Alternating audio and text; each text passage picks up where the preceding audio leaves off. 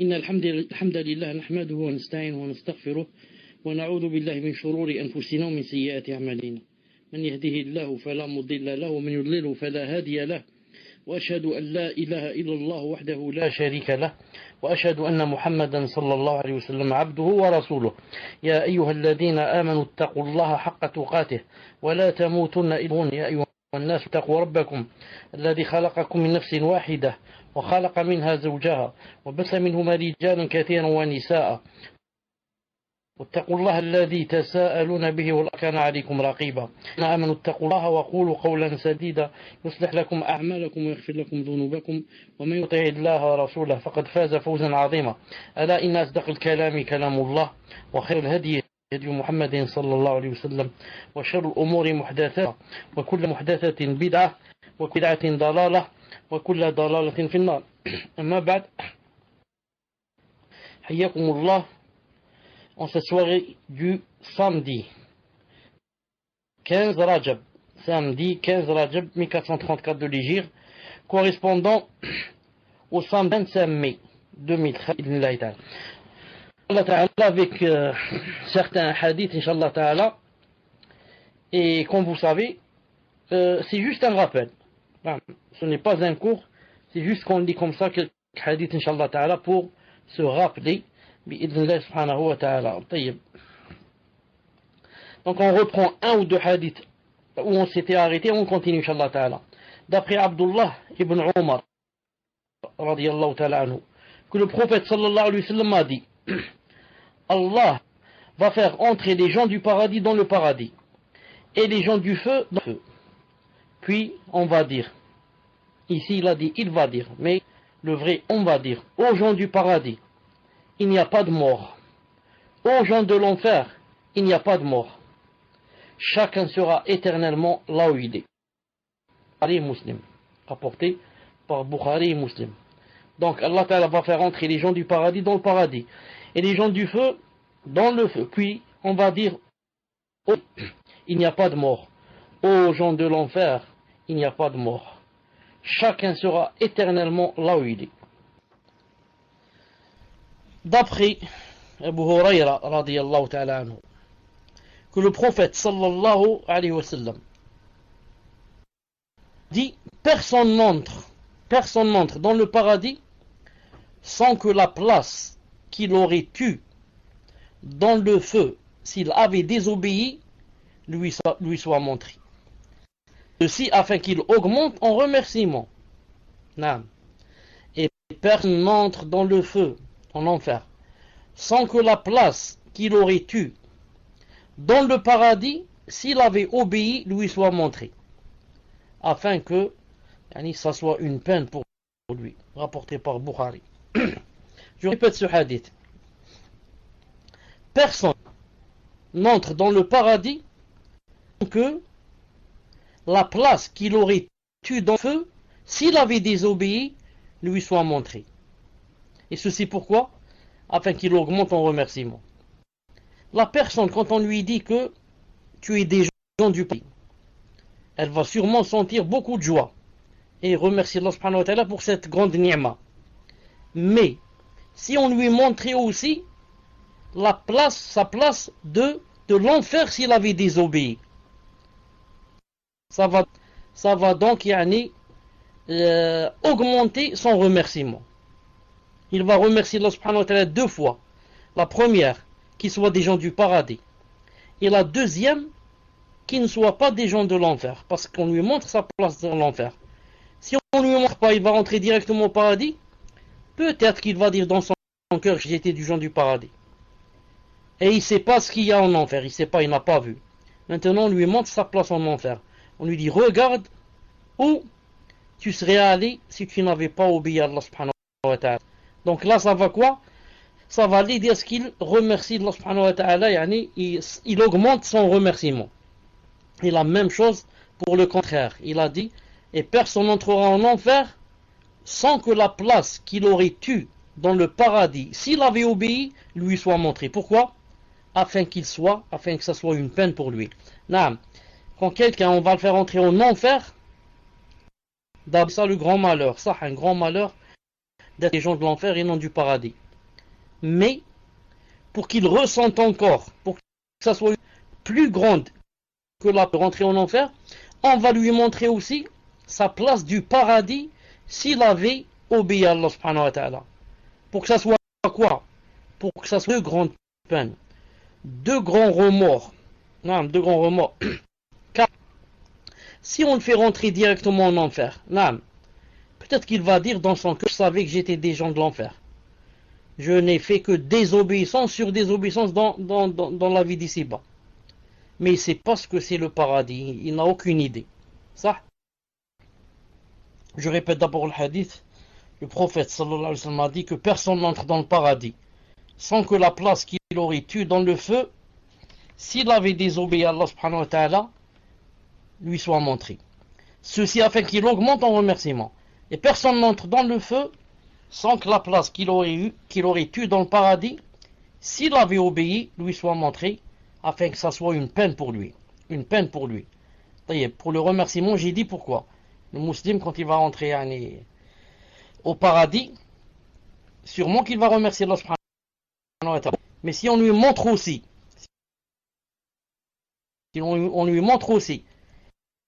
quelle aurait été sa place en enfer, s'il avait dit, ça va quoi dire alhamdulillah, parce que maintenant il a vu ce que c'est l'enfer et ce que alhamdulillah Allah subhanahu wa ta'ala de ce que quoi alhamdulillah Allah subhanahu wa ta'ala l'a épargné. Et la même chose pour celui qui rentre en enfer. D'abord, il est très chagriné de rentrer en enfer, mais maintenant on va lui montrer ce qu'il a raté, la place de sa place. S'il avait obéi, il serait rentré au paradis, mais il a raté sa place, on lui montre sa place dans le paradis, ça va quoi? Ça va redoubler sans quoi? Sans chagrin et sans remords. La même chose se trouve dans la tombe. Dans la tombe, comme vous savez, d'après les hadiths authentiques, qu'on montre au kafir. On lui montre quoi? Sa place, au paradis. Et lorsqu'il va croire que peut-être Allah lui a pardonné ou ceci, cela, on lui dit, ça c'était ta place si tu avais obéi à Allah subhanahu wa ta'ala. Mais maintenant que tu as désobéi à Allah subhanahu wa ta'ala, voici ta place et on lui montre sa place en enfer. Et là, bien sûr, il aura remords sur remords. Et la même chose au croyant dans la tombe. On va lui montrer sa place en enfer. Il aura peur. Non, il aura peur. Et après, on lui dira, ça, c'est dans le cas où tu avais désobéi à Allah subhanahu wa ta'ala. Mais puisque tu lui as obéi, voici ta place au paradis. Et on va lui montrer sa place au paradis. Et ça va lui donner, disons, joie sur joie, bi'idhnillahi ta'ala. Est-ce que le son est bon? Est-ce que le son est bon? Alhamdulillah. طيب. Voici un autre hadith du prophète sallallahu alayhi wa sallam, où d'après les sahaba, quelqu'un a dit que le prophète sallallahu alayhi wa sallam a dit, va rentrer dans le paradis par l'intercession d'un homme de ma communauté, un groupe plus nombreux que Bani Tamim. Bani Tamim, c'est une tribu très connue, où il y a beaucoup de familles. Qu'est-ce qu'il a dit, alayhi salam? Va rentrer dans le paradis par l'intercession d'un homme de ma communauté, un groupe plus nombreux que Bani Tamim. Rapporté par Tirmidhi, authentifié par Cheikh Al-Albani rahimahullah, dans Sahih Al-Jami' numéro 8069. Donc ce hadith montre que il y a un homme de la communauté du prophète sallallahu alayhi wa sallam, à beaucoup de gens, ils seront aussi nombreux que les Bani Tamim. Il y a une tribu très connue des Arabes.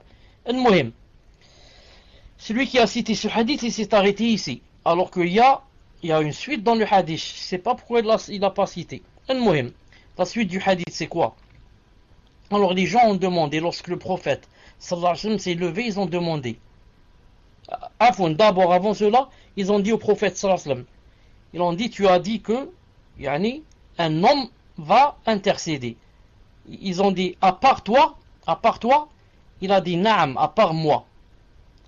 Car quand il a dit comme ça, un homme va intercéder, tout le monde va croire que cet homme c'est qui? C'est le prophète sallallahu alayhi wa sallam. Mais ici, ils ont demandé, ils lui ont dit, à Rasulallah, à part à part yani, ton intercession? Il a dit Naam, à part moi. Ensuite il s'est levé sallallahu alayhi wa sallam, et les sahaba ont demandé c'est qui celui-là? Naam. Quelqu'un a dit que c'est Ibn Abi Jad'a. Ibn Abi Jad'a, radiyallahu ta'ala anhu, c'est un sahabi. C'est un sahabi auquel Allah subhanahu wa ta'ala lui a donné cette faveur qu'il va intercéder à beaucoup de gens bi'idhnillah subhanahu wa ta'ala. J'ai essayé de chercher pourquoi spécialement ce sahabi, j'ai pas trouvé pour l'instant. C'est que ce sahabi radiyallahu ta'ala qui s'appelle Ibn Abi Jad'a, yani Allah ta'ala va lui donner la faveur de yani d'intercéder pour beaucoup de gens yawm al-qiyamah. طيب. D'après Ibn Sa'd radiyallahu ta'ala anhu, que le prophète sallallahu alayhi wa sallam a dit, il y a certes dans le paradis une porte que l'on appelle Rayyan. C'est par elle que les jeûneurs vont entrer dans le paradis et personne d'autre n'y entrera par elle. Lorsque le dernier des jeûneurs sera rentré, cette porte sera fermée. Celui qui y entre boira, et celui qui boira n'aura plus jamais soif. C'est pour ça que ça s'appelle Rayyan. De l'arabe Rawa, le fi'l Rawa. Il a bu, il s'est abreuvé, masha'Allah. Donc, une des portes du paradis s'appelle comment? Rayyan. C'est seulement pour ceux qui jeûnaient. Qui jeûnaient, bien sûr, qui était connu que c'était des gens qui s'adonnaient vraiment au jeûne. Par exemple, chaque jeudi et chaque lundi, ou chaque 13, 14, 15. Et comme ça, ils avaient l'habitude de jeûner. Ça peut être aussi sans sens. Vous savez, le musulman. Il y a des musulmans qui ne jeûnent pas, vous savez ça. Mais il reconnaît le statut du jeûne. Il dit, je reconnais qu'il y a Ramadan et que a fait un grand péché, mais il ne jeûne pas. Il y a des gens qui sont comme ça. Donc celui-là, il est toujours musulman. Contrairement à celui qui dit, il n'y a pas de jeûne, je ne reconnais pas de jeûne. Celui-là, il est kafir, même s'il prie. Al-Muhim. Donc, celui qui ne jeûne pas, et qui reconnaît le caractère du jeûne, mais ne jeûne pas. Comme beaucoup de familles en Europe, puisse Allah Ta'ala leur pardonner. Qui ont vécu avec les kuffars et ont pris leurs habitudes. Al-Muhim. Je dis donc, s'il reconnaît le caractère du siyam, de l'obligation, il ne jeûne pas, il est toujours musulman, puis quand il va mourir, puisqu'il est musulman. Donc il va rentrer au paradis un jour ou l'autre. Même s'il va rester en enfer, je ne sais pas combien, un jour ou l'autre, il va rentrer au paradis. Celui-là, quand il va rentrer au paradis, il ne rentrera pas de la porte du Rayyan. Cette porte lui est fermée, parce que c'est la porte des jeûneurs. Celui-là, il ne jeûnait pas. Vous allez dire que qu'est-ce qu'il a perdu, puisqu'il va rentrer au paradis? On va lui dire, chaque porte a des délices et des choses qui ne se trouvent pas dans l'autre porte. Si je rentre par exemple par cette porte, ça va donner à tel et tel palais, telle et telle rivière, telle et telle montagne, telle et telle mer de ceci et cela. Mais maintenant, n'étant pas rentré par cette porte, je serai privé de tout ce qu'il y a qu'on peut manger et boire de cette porte si on était rentré. Vous avez compris? Donc il ratera beaucoup de choses. Ce hadith est sahih, je vous l'ai cité la fois passée. Il se trouve rapporté par Ibn Khuzayma, authentifié par Sheikh Al-Albani dans Sahih Targhib, numéro 979. Un autre hadith, d'après Muawiyah, radiyallahu ta'ala anhu, l'oncle de qui? L'oncle des croyants, car sa sœur était l'épouse du prophète sallallahu alayhi wa sallam, Ramla. D'après le prophète, d'après Muawiyah, radiyallahu ta'ala anhu, que le prophète sallallahu alayhi wa sallam a dit, il y a certes dans le paradis une mer d'eau, une mer de lait, une mer de miel et une mer de vin, puis elles se séparent en fleuves ensuite. Je répète, il y a certes dans le paradis, qu'est-ce qu'il y a? Une mer de lait, une mer de miel et une mer de vin, puis elle se sépare en fleuve ensuite. Et il avait dit aussi une mer d'eau, rapporté par Tirmidhi 2571 et authentifié par Sheikh Al-Albani dans sa correction de Sunan Tirmidhi.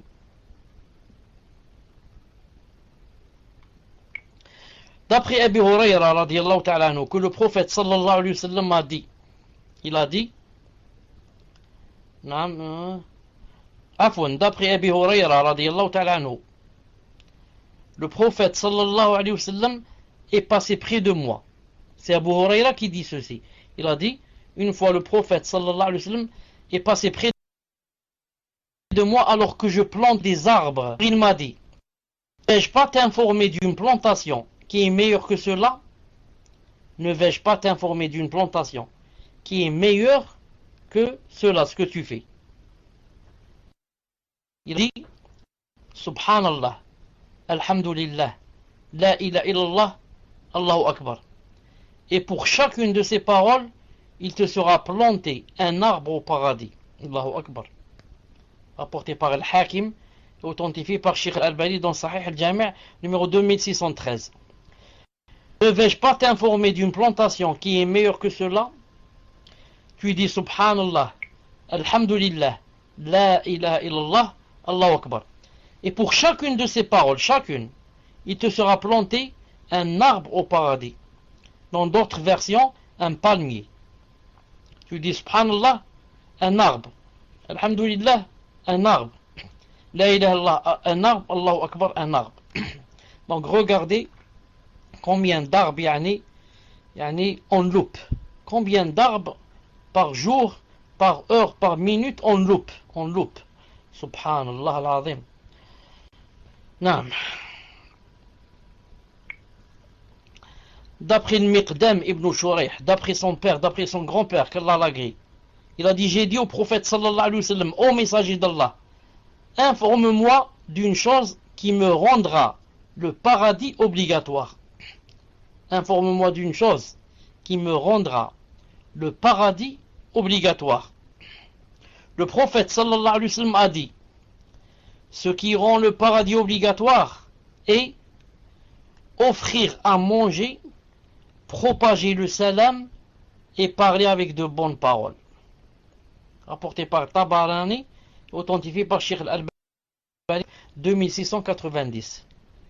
Ya Rasulallah, montre-moi ce qui me rendra une chose qui me rendra le paradis obligatoire. Il a dit, ce qui rend le paradis obligatoire est inviter des gens à manger. Les inviter pas, c'est pas spécialement chez moi à la maison. Dans un restaurant, dans un gargotier, donner à manger. Donner à manger aux gens. Ensuite, propager le salam. Propager le salam.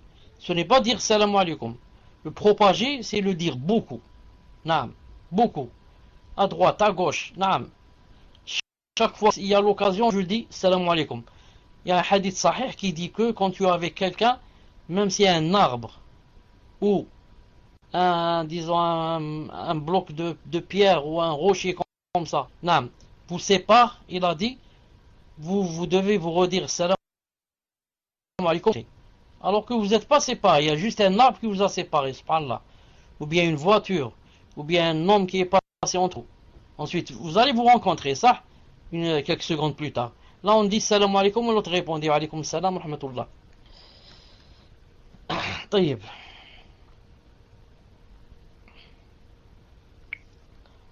D'après Abu Ayyub,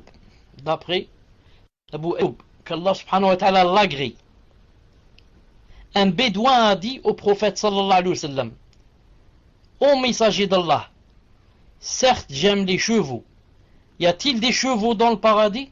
Ô messager d'Allah, certes j'aime les chevaux, y a-t-il des chevaux dans le paradis? Le prophète sallallahu alayhi wa sallam a répondu, si tu rentres dans le paradis, il te sera donné un cheval de rubis. Rubis. Vous connaissez les rubis, hein, combien c'est cher. Il te sera donné un cheval de rubis avec deux ailes. Sur lequel tu pourras monter, puis il volera avec toi là où tu voudras. Allahu Akbar. rapporté par Tirmidhi et authentifié par Sheikh Al-Albani rahimahullah dans Silsila Sahiha, numéro 3001. 3001. Ya Rasulallah, y a-t-il des chevaux dans le paradis? Il a répondu alayhi salam, si tu rentres dans le paradis, il te sera donné un cheval de rubis. C'est même pas plus que les émeraudes. Non, un cheval de rubis avec 2 ailes sur lequel tu pourras monter, puis il volera avec toi là où tu voudras. C'est toi qui commandes, tu donnes seulement des ordres et il va là où tu veux. Subhanallah al-azim. Imagine-toi sur un cheval avec des ailes. Allahu Akbar, c'est trop beau, Allah. Yani, un cheval qui galope comme ça, déjà le fait de, pour ceux et celles qui ne sont jamais montés sur le cheval, ne connaissent pas la joie qu'on peut éprouver quand le cheval est en train de galoper. Pas quand il marche, ni quand il trotte. Quand il trotte, c'est même difficile, surtout pour un débutant, ça fait mal. Mais quand il commence à galoper, vous ne pouvez ce qu'on ressent dans le cœur. Imaginez maintenant, il vole. Subhanallah, imagine-toi à 100 ou là 300 mètres, en volant comme ça, et que tu vois ce qu'il y a en bas. Tu es en train de voir ce qu'il y a en bas sur le cheval. Subhanallah al-azim, subhanallah al-azim. Naam. طيب.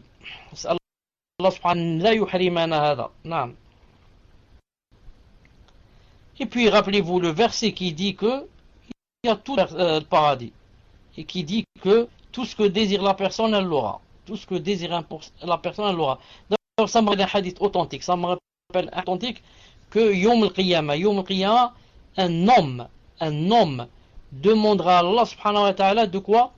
De le laisser planter, le laisser semencer lait. Allah ta'ala va lui dire: oh mon serviteur, il te dans le sens de tout ce qu'il y a ici dans le paradis ne t'a pas plu, tu voudrais un plant de blé. Il dit à Allah: moi je veux planter le blé. Allah subhanahu wa ta'ala va ordonner qu'on lui ramène la semence des blés comme ça, des petits blés. Ensuite il a dit il va commencer à semencer. Il a dit à chaque fois qu'il jette le grain, à la minute où il tombe sur le sol du paradis, il a dit il grandit, il sort de la terre comme une montagne. Grand, l'épi grand comme une montagne, comme Uhud. Donc il n'a besoin ni d'arroser, ni de de creuser, ni rien. Subhanallah, à la minute même, l'épi sort comme une montagne. Ensuite, Allah va dire à la personne: Ibn Adam, ô fils d'Adam, la yushbi'uka shay. Dans ce sens-là, il va lui dire: Ibn Adam, fils d'Adam, rien ne te rassasie. Subhanallah, tu as tout dans le paradis et ça ne te suffit pas et tu veux quoi? Tu veux planter. Et moi, ce qu'on veut dire ici, c'est que tout ce que tu désires dans le paradis, tu l'as. Pourvu que ça ne soit pas quelque chose haram. Regardez, celui-là, il veut planter le blé, il l'a. Celui-là a parlé, il a dit un cheval avec des ailes. Il a dit, tu l'as. Ça existe. Non.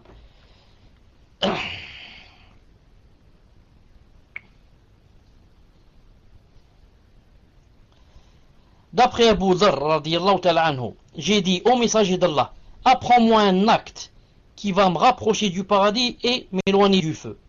Le prophète sallallahu alayhi wa sallam m'a répondu: lorsque tu fais un péché, fais ensuite une bonne action, car elle compte 10 fois. J'ai dit au messager d'Allah: est-ce que la ilaha illallah fait partie des bonnes actions? Il répondit sallallahu alayhi wa sallam: oui, elle est la meilleure des bonnes actions. Subhanallah. Lorsque tu fais un péché, fais ensuite une bonne action. Pourquoi? Car elle compte 10 fois. La bonne action, c'est 10 fois, c'est pas comme le péché. Et le verset, il y a un verset qui dit que si tu fais un péché, fais-le suivre par une bonne œuvre, elle les suit. Alors le sahabi a demandé, quand on lui a dit il faut faire de bonnes actions, c'est quoi les bonnes actions? C'est l'aumône, c'est la umrah, c'est quoi? Il a dit à Rasulallah: et quand je dis la ilaha illallah, c'est une bonne action? Il a répondu alayhi salam: oui, Oui, c'est la meilleure des bonnes actions. Donc qu'est-ce qu'on prend de ce hadith? On prend de ce hadith que quand on fait un péché, on doit faire des actions pour l'effacer. Et qu'est-ce qu'il y a parmi les bonnes actions et les meilleures? C'est la ilaha illallah. Regardez combien c'est facile. La ilaha illallah, la ilaha illallah, la ilaha. Comme ça, je l'ai dit avec sincérité, de mon cœur, du plus profond de mon cœur, avec sincérité. Ça quoi? Ça, subhanallah al-azim, ça éloigne de l'enfer et ça rapproche du paradis. Et ce hadith, bien sûr, a été rapporté par l'imam Ahmed et authentifié par Sheikh Al-Albani dans Silsila Sahiha 1373.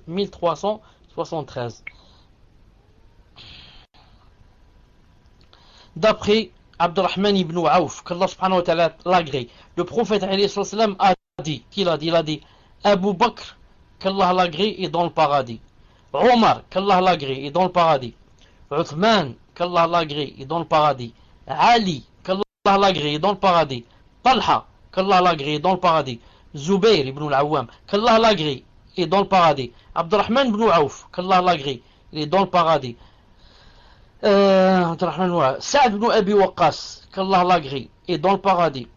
Saïd ibn Zayd, qu'Allah l'agrée, est dans le paradis. Abu l'agrée est dans le paradis. Apporté par Tirmidhi, authentifié par Sheikh Al-Albani, 3747. Donc, qu'est-ce qu'on dit aux Rawafid? Aux Medjous, aux adorateurs du feu, des Rawafid, qu'est-ce qu'on leur dit? Mourez de chagrin. Mourez de chagrin. Abu Bakr est dans le paradis. Omar est dans le paradis. Uthman est dans le paradis. Mourez de chagrin. J'ai cité ces trois, j'ai pas cité Ali, parce qu'Ali, ils l'adorent. Ils le suivent, mais ils l'adorent. Donc, ces trois grands seront dans le paradis.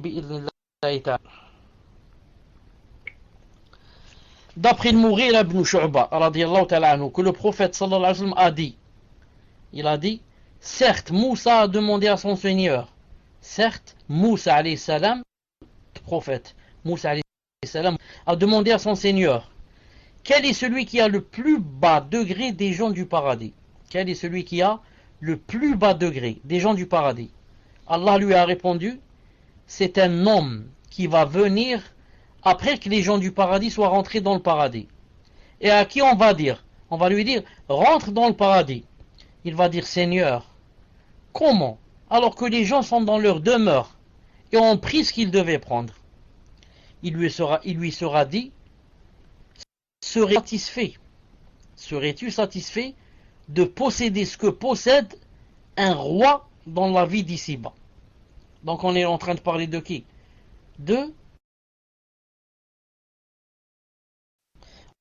On est en train de parler de la dernière personne qui va rentrer au paradis. Quand on dit la dernière personne qui va rentrer au paradis, ça veut dire quoi? Vous avez compris? Ça veut dire que c'est le musulman qui a fait le plus de péchés dans le monde. Le plus de péchés dans le monde. C'est lui qui va rester le dernier dans l'enfer pour sortir. Et on va lui dire, est-ce que tu seras satisfait si on va te donner ce que possède un roi dans la vie d'ici-bas? Il va dire, je suis satisfait de cela, ô Seigneur. Alors il lui sera dit, tu as cela, ensuite son équivalent, son équivalent, son équivalent, son équivalent. Et à la cinquième, la personne m'a dit, je suis satisfait de cela, ô Seigneur, je suis satisfait. Allah va dire, ceci est à toi et 10 fois son équivalent. Tu as ce que tu désires et réjouis ton œil. Il va dire, je suis satisfait au Seigneur. Alors Moussa alayhi salam a dit, Seigneur, et quels sont alors ceux qui ont le plus haut degré? Si maintenant celui qui a le plus bas degré, il a comme ce qu'avait 10 fois un roi ici, et l'équivalent, et tout ce qu'il désire et réjouit son œil. Alors, qu'en est-il pour celui qui a le plus haut degré? Alors Allah subhanahu wa ta'ala, il a dit, ceux-là sont ceux que j'ai voulu. J'ai planté leur récompense de ma propre main, et j'ai mis sur elle un cachet. Ils ont ce qu'aucun œil n'a vu, et ce qu'aucune oreille n'a jamais entendu, et ce qu'aucun être humain n'a jamais imaginé. Il a dit, il y a là la confirmation de cela dans le Coran. Allah Ta'ala a dit, aucune âme ne sait ce qui leur a été réservé. Aucune âme ne sait ce qui leur a été réservé comme réjouissance pour les yeux en récompense de ce qu'ils œuvraient. Sijda 32, verset 17. En arabe, attendez, cherche en arabe, qu'est-ce que ça donne ça? Il a dit, comment qu'il a dit? Aucune âme ne sait, non, ce qui leur a été réservé. وَمَا تَدْرِي نَفْسٌ ce qui leur a été réservé, comment je... طيب فلا تدري نفس طيب j'ai oublié la suite du verset, une seconde. فلا تدري نفس طيب لا تعلم نفس صح بارك الله فيك لا تعلم نفس ما أخفي لهم من قرة أعين جزاء بما كانوا يعملون فلا تعلم نفس ما أخفي لهم من قرة أعين جزاء بما كانوا يعملون. نعم بارك الله فيك.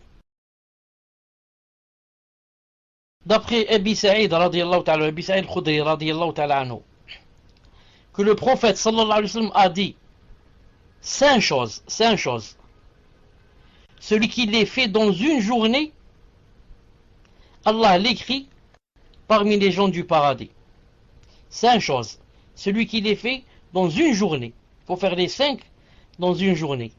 Qu'est-ce qu'il sera alors? Allah subhanahu wa ta'ala va l'écrire parmi les gens du paradis. Quelles sont ces 5 choses? 1. Celui qui visite un malade. 2. Celui qui a une cérémonie funéraire. 3. Celui qui jeûne le jour-là. 4. Celui qui va au Jumu'ah. 5. Celui qui a affranchi un esclave.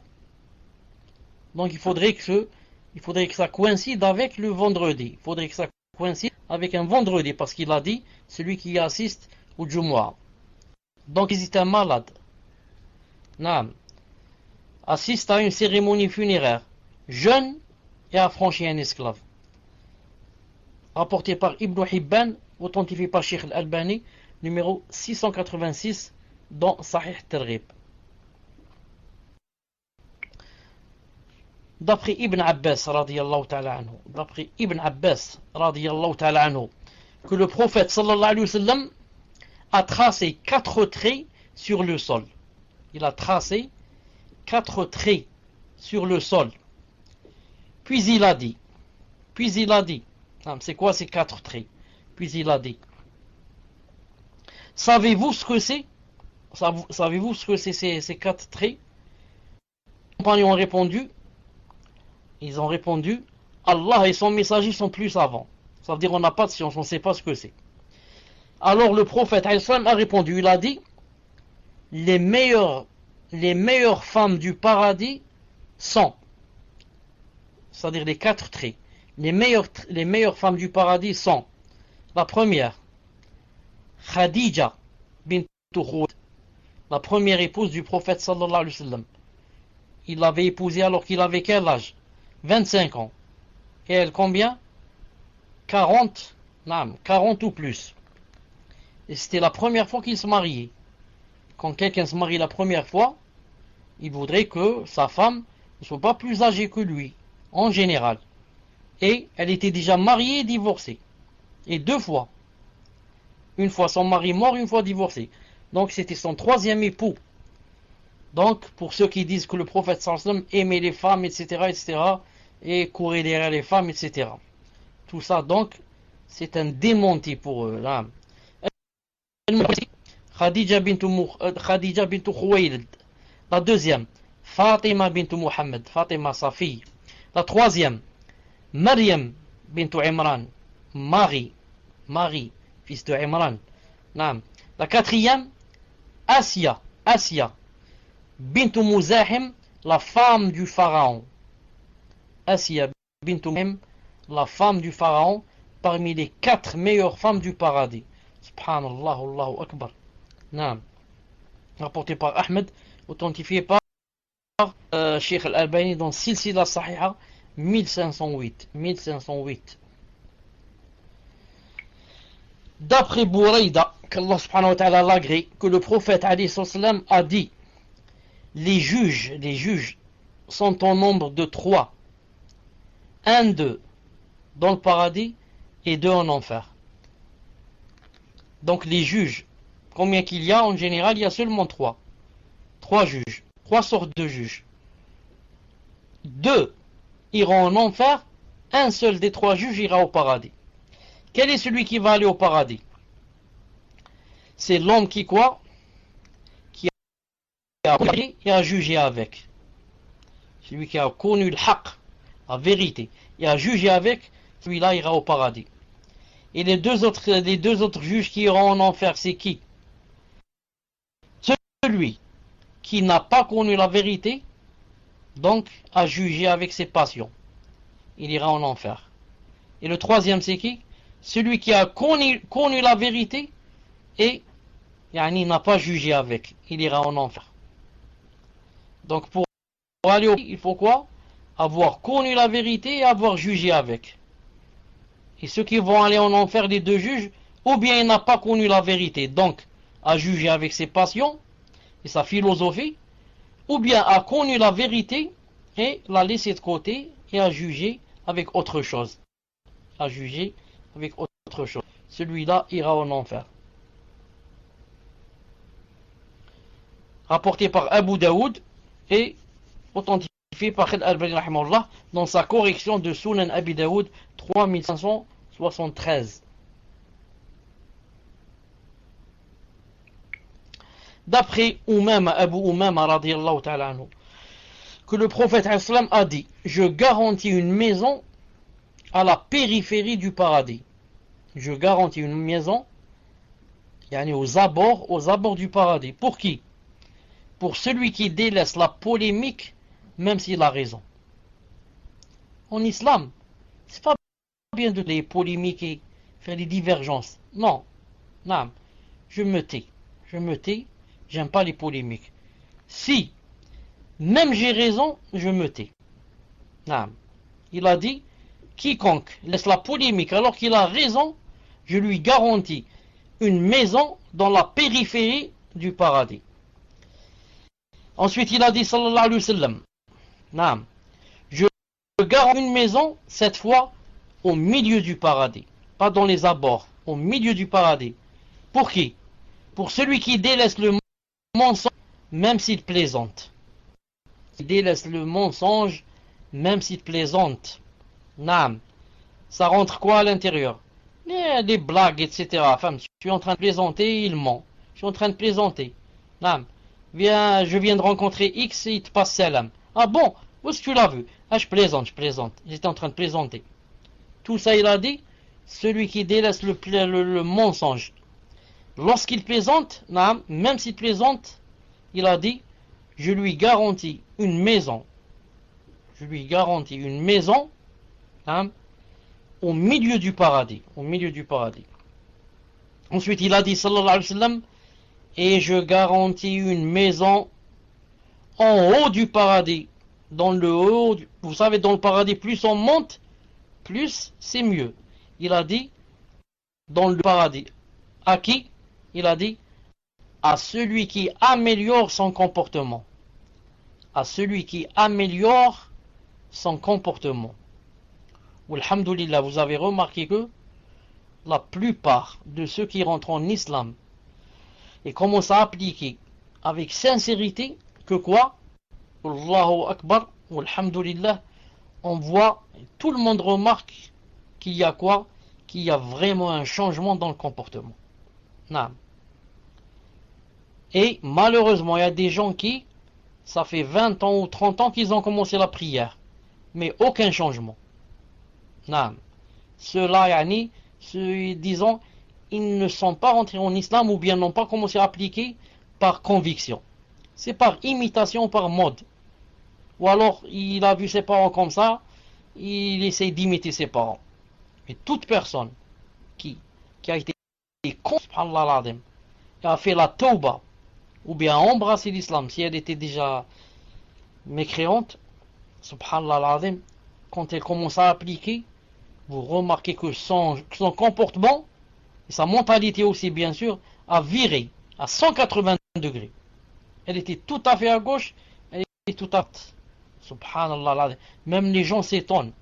Ils disent subhanallah al-azim, notre voisin, depuis qu'il a la barbe, il a changé complètement. Qu'est-ce qui s'est passé? Même eux, ils comprennent pas peut-être. Qu'est-ce qui s'est passé? Il a changé complètement. Même les parents remarquent, ils disent notre fils, notre fille, subhanallah al-azim, ils ont changé complètement depuis qu'ils commencent à appliquer l'islam. Subhanallah. C'est comme ça, c'est ça la preuve que tu es sur le vrai chemin, comme on dit. Non. Sinon, il y a des gens, comme je vous ai dit, subhanallah al-azim, qui, ça fait des années qu'ils prient, mais ils n'ont jamais changé. Je connais quelqu'un, subhanallah al-azim, jusqu'à de nos jours, quand il parle, il dit des gros mots. Non, aucun changement. Ni dans le physique, ni dans la façon de parler. Subhanallah al-azim. Cette personne dont je vous parle, elle est même une personne qui n'a rien, qui rien n'a changé en elle. Elle est partie Umrah, pour vous dire. Elle part à la Umrah presque, disons, une fois par mois. Presque tous les mois Umrah. Cette personne, je la connais. Ça fait pas longtemps qu'elle est allée à Umrah. Qu'est-ce qu'elle a à Umrah? À Umrah, il y a l'hôtel, etc. De l'hôtel, elle a volé un téléviseur. Un petit téléviseur qu'on donne dans une chambre personnelle. Elle l'a volé, subhanallah al-azim. Subhanallah al-azim.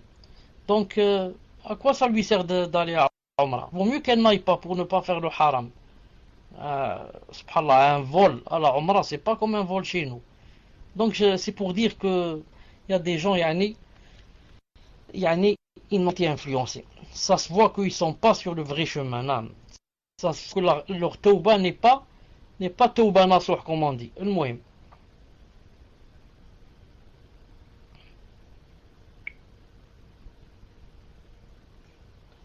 D'après Abu Hurayra radiyallahu ta'ala anhu, que le prophète islam a dit, les paradis sont imberbes.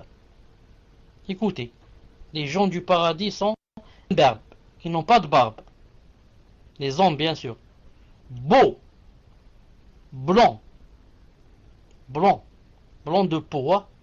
Les cheveux longs et les yeux enduits de kohl, les yeux enduits de noir.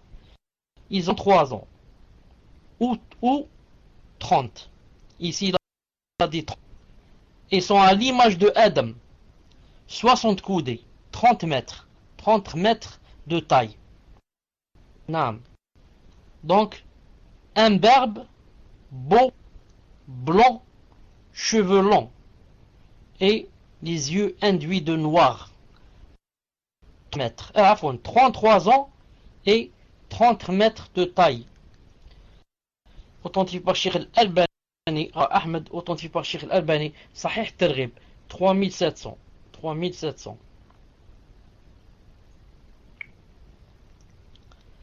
D'après Anas, radiyallahu ta'ala anhu, que le prophète sallallahu alayhi wa sallam a dit, écoutez ce hadith,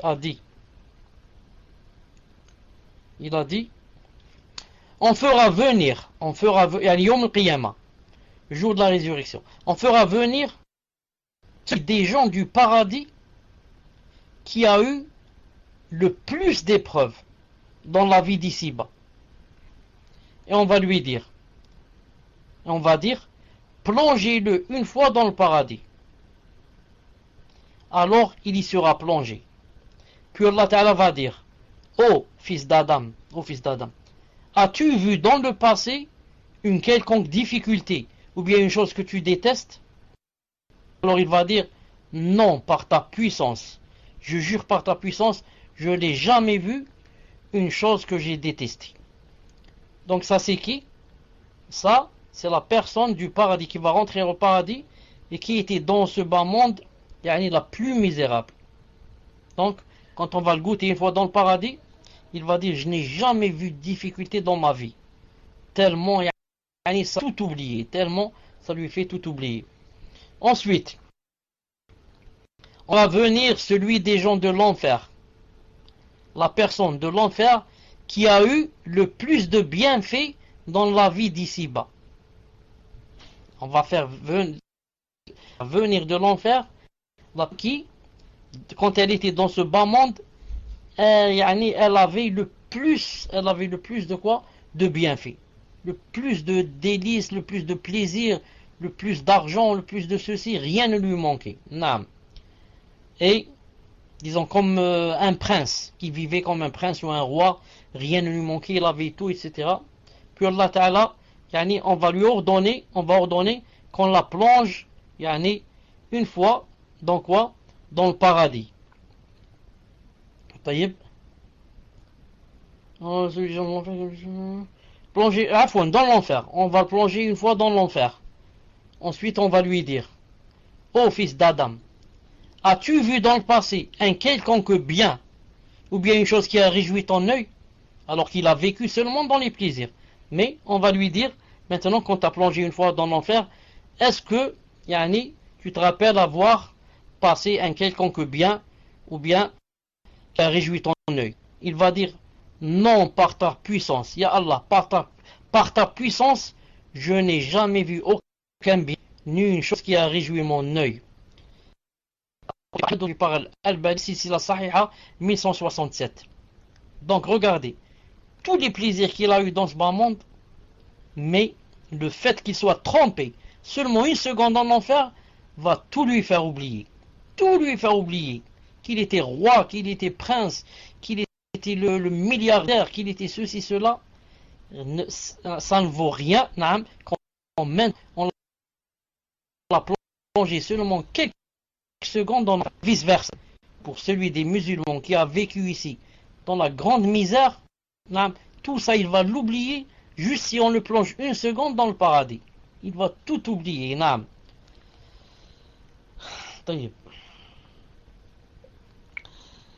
D'après Abi Bouraïda radiyallahu ta'ala anhu, que le prophète a dit: les gens du paradis seront répartis en 120 rangs. 120 rangs, les gens du paradis. Parmi 80 pour cette communauté et 40 pour les autres. Rapporté par authentifié par Cheikh Al-Albani dans Sahih Al-Jami' 2000.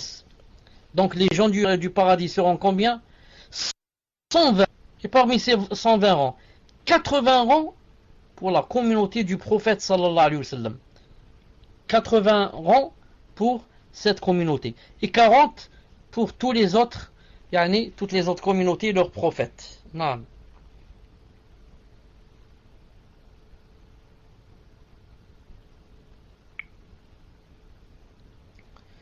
D'après Jabir radiyallahu ta'ala anhu, que le prophète sallam a dit: ô Ka'b ibn Ujra, ô Ka'b, il lui a dit: certes, ne rentre pas dans le paradis une viande, dans le sens une chair, ou bien une viande qui a été nourrie de haram,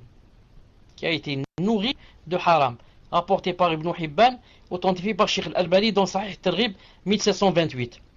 Le sens de la viande ici est le corps humain, c'est-à-dire une personne, comme c'est expliqué dans d'autres versions du hadith, c'est-à-dire soit qui a été nourri par des aliments ou des boissons interdites en islam, c'est-à-dire c'est ça son sens, ou bien nourri par des aliments permises, ne sont pas interdites, permises, mais achetées avec de l'argent interdit. Donc la viande qui doit passer d'abord par l'enfer du corps de la personne, si ou bien parce qu'il a mangé du haram, la chose elle-même haram, il a mangé du porc, il a bu de l'alcool, ou bien fumé de la drogue. Bon, fumer de la drogue, ça donne pas de la chair, ça donne pas de viande, mais ce sont des choses qu'on mange ou qu'on boit. Ou alors manger des choses qui sont halal. Il a mangé un poulet égorgé, mais avec quel argent il a acheté? Avec de l'argent volé, avec de l'argent naam, qu'on lui a laissé en amana, et naam, il a dit tu m'as pas laissé d'argent. Et avec cet argent, il a acheté une poule. Un poulet, il a mangé. Celui-là, il ne va pas entrer au paradis jusqu'à ce qu'il passe en enfer pour faire fondre. Faire fondre naam, cette chair. Naam. Ça m'étonne comment ça. Il est 9h chez moi, 21h35. Il n'a pas appelé au Isha. Tandis que je vérifie, peut-être qu'il a. Je ne l'ai pas entendu.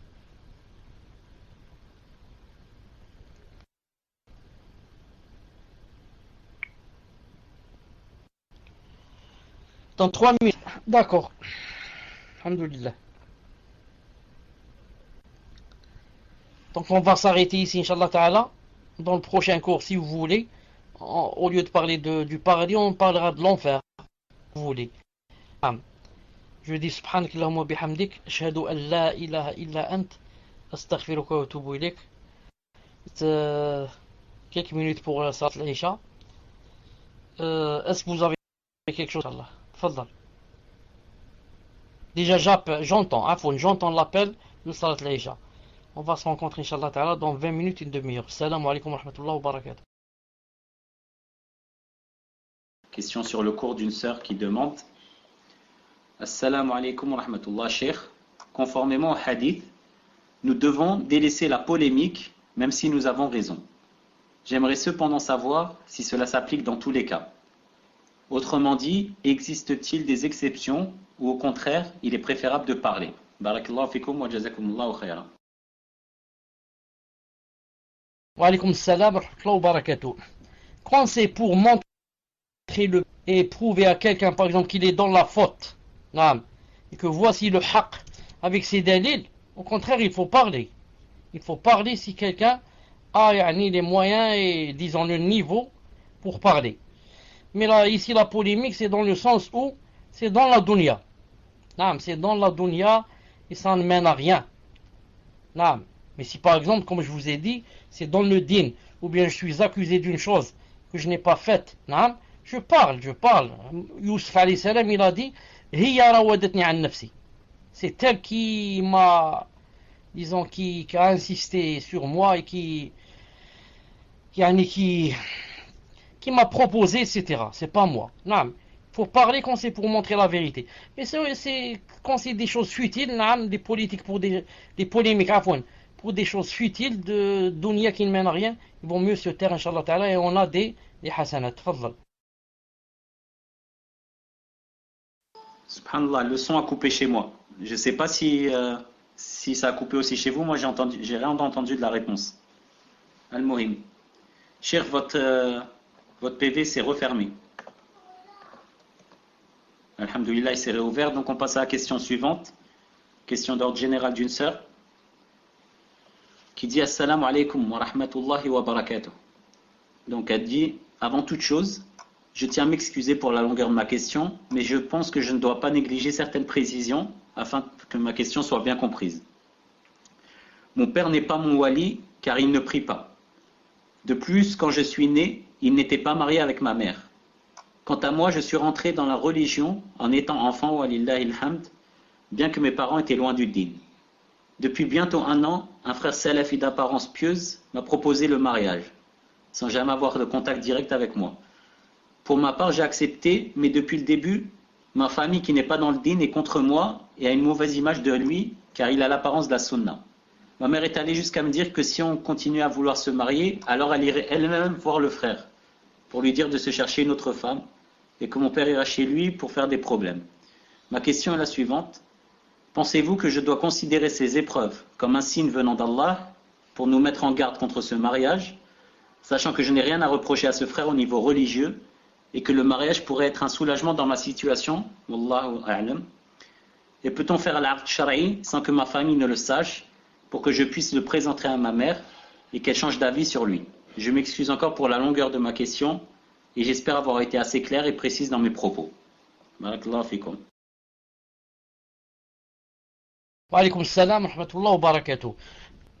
Quand le wali ne prie pas, ça ne veut pas dire obligatoirement qu'il ne peut pas être wali. Car pour les 4 grands imams, les 4 grands rites, les 4 grands imams, Abu Hanifa, Shafi'i, Imam Malik et Ahmed, on dit que même s'il ne prie pas, mais il reconnaît le caractère de l'obligation de la prière, il est musulman. Al-Muhim. Supposons maintenant qu'on prenne de l'avis qu'il n'est pas wali. Dans ce cas, qu'est-ce que ça veut dire? Ça veut dire tout simplement que la wilaya maintenant va aller vers le deuxième, le plus proche. C'est-à-dire père, ensuite grand-père, ensuite comme vous savez, fils, frère et oncle. Donc ça ne veut pas dire on va jeter tout cela, et on va chercher un étranger, on va lui dire marie-moi. C'est pas possible, mais il y a des étapes, qu'on ne doit pas brûler, l'une derrière l'autre, et comme ça.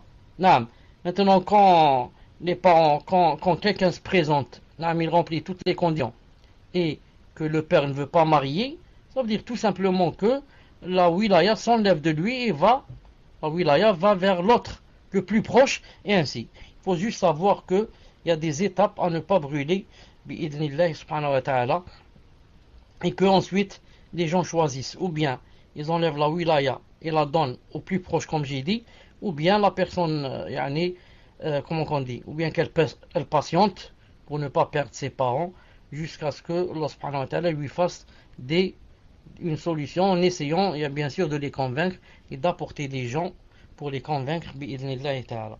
Naam, tfaddal. Barakallahu fikum, cher.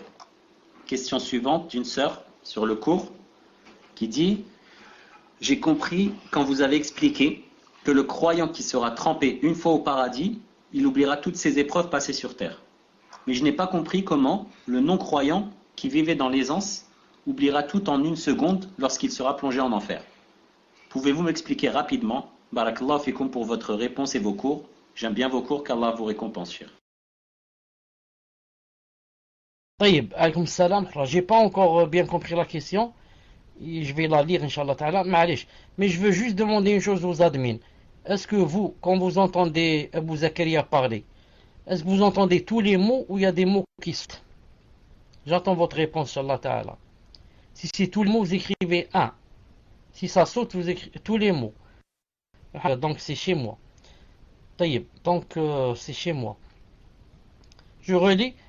J'ai compris que vous avez expliqué que le croyant qui sera trompé une fois au paradis, il oubliera toutes ses épreuves pas sur terre. Mais je n'ai pas compris comment le non-croyant qui vivait dans l'aisance oubliera tout en une seconde lorsqu'il sera plongé en enfer.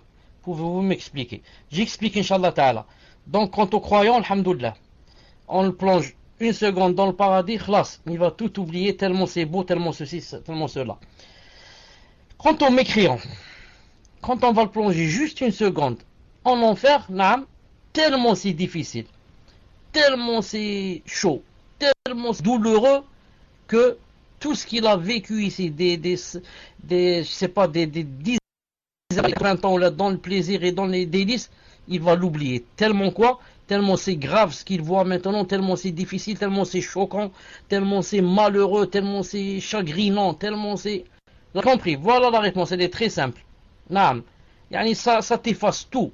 Tellement le supplice d'Allah, le châtiment est grand et difficile, et le châtiment de l'enfer, le adab de l'enfer, le supplice tellement il est grand, il te fait oublier tout le plaisir du monde que tu as vécu, même si tu étais un roi dans ce bas monde. Inch'Allah ta'ala que c'est clair. Tfadlal. Barakallahu fikum, cher. Question suivante d'un frère ou d'une sœur, Allahu a'lam, qui dit: j'aimerais savoir si on se rend compte qu'on a fait un acte annulant l'islam.